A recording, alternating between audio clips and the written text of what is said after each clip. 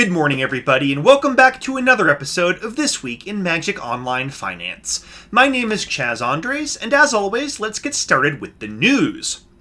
And the big story of the week, well, there were actually two of them, so let's get the slightly more disappointing one out of the way first. There's a new Eternal format coming to Arena! Yay! This fall! Yay! It's gonna be called Historic! And it's gonna kinda suck. Okay, so maybe it's gonna suck is kind of extreme, but I'm very disappointed by this announcement overall. They could have brought back Kaladesh and Amonkhet block to make the format more unique and interesting. They're not gonna do that, at least for now. They also could have introduced, a whole new competitive ladder for Historic, and they don't seem really interested in that. This is going to be a casual-only format, at least at first. It's really just an excuse for Wizards of the Coast to tell all of the casual players, look, you've got anything to do with all these rotating cards. They don't just have to go back into a drawer and be, totally unplayable. So that's all Historic is going to be for now. And yeah, while the disappointment in this announcement is probably not going to drive any dedicated Arena players back into the arms of Magic Online, it is probably good news for your Magic Online collection. Why? Well, because it's yet more evidence that WotC isn't really attempting to bring Eternal play to the Arena client. They're not really trying to port Modern over or give people a, Eternal solution over there. And that means that your Modern cards on Magic Online are going to be viable and expensive for even longer than I had thought. Now, the other big announcement of the week is a lot more exciting to me, which is that Pauper is finally coming legitimately to Paper Magic as a unified format. And what that means is no more inconsistencies about card legality on Magic Online versus Paper. Also, they're banning a couple of the more problematic cards in the format, including Hymn to Torak, Sinkhole, and High Tide. So this is really, really good news because more people are going to play this awesome format, both in paper and online, because, hey, people are gonna, want to test their decks for all these upcoming Paper Pauper tournaments, and you guessed it, the only place in town for online testing is Magic Online. So, this is my blanket advice to you. Pick up Pauper staples on Magic Online now. This announcement hasn't even really caused a ripple in the Pauper market on Magic Online, but that will change once more and more of these tournaments are held, and you're going to want to own at least a couple of good Pauper decks before that happens. Let's move on now to gaining ground, where in Standard, this week's biggest gainer was a doozy.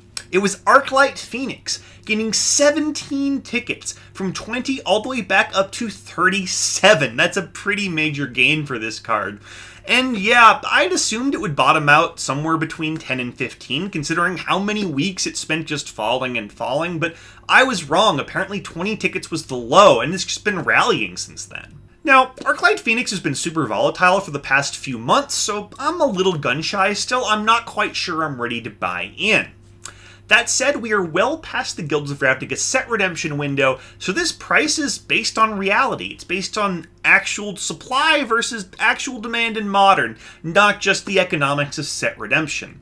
So yeah, I trust this card at 40 tickets more now than I did back in April, but you know how the market's been lately. You can probably feel safe buying in now. I'm still going to give it a pass for another week or two. Now, over in Modern, the card that gained the most ground this week was Plague Engineer, a Modern Horizons creature that gained 8 tickets from 2 up to 10 since last we talked.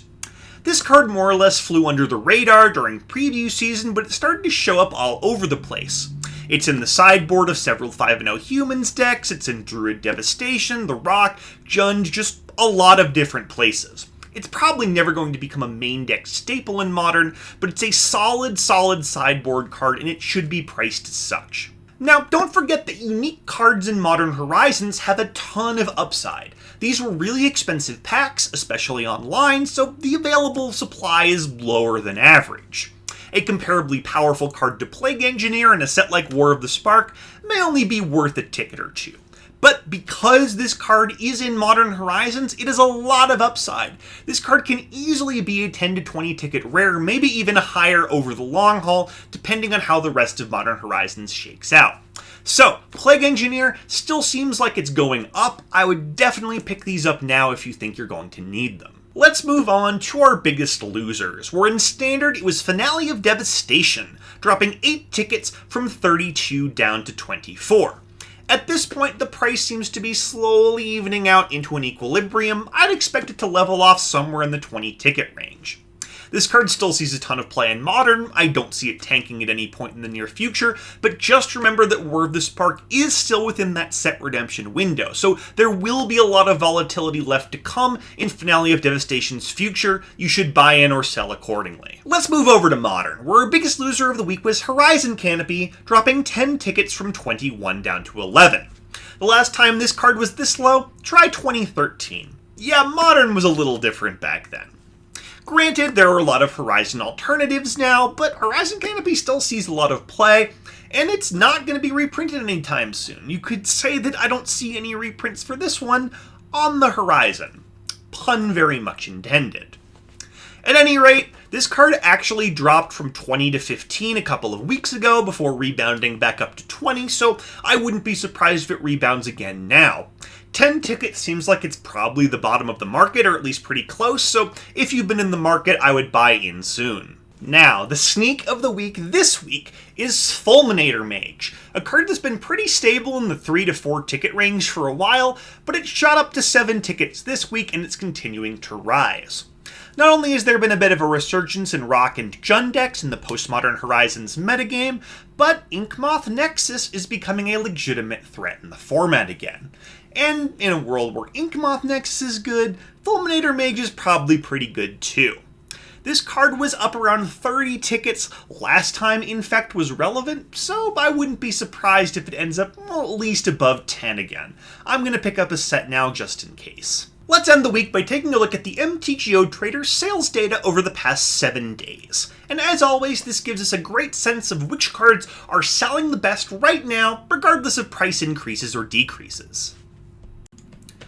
Now, looking at overall sales by volume, it's pretty clear that even though it might be summer out here, it is definitely winter in Magic Online. The snow-covered lands had a banner week, beating even the non-snow-covered basics in terms of overall sales by volume, and that just never really happens.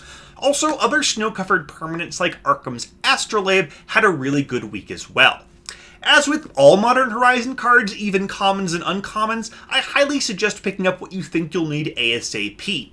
This set was undersold, it's full of interesting spec targets, and really anything you need has nowhere to go but up at this point. Now, in terms of overall sales by price, Force of Negation is leading the way for the 4th or 5th straight week, followed by Surgical Extraction and Ren End 6. Of these cards, Ren End 6 is the most interesting to me, considering the price has gone way up in paper over the past couple of days, but that trend hasn't come to Magic Online yet. In fact, the price actually come down on Magic Online over the past week or so. But I think that trend is going to reverse itself. Considering how massive the demand was for Ren End 6 this week, it tells me that more and more people are buying in as the price is getting lower, which means that this trend is probably going to reverse itself at some point. This card is probably on its way back up again, and I would pick up a copy soon if I needed one. And that's all I've got for you this week. Thank you so much for joining me. My name is Chaz Andres, and I will see you again next Monday morning for another episode of This Week in Magic Online Finance.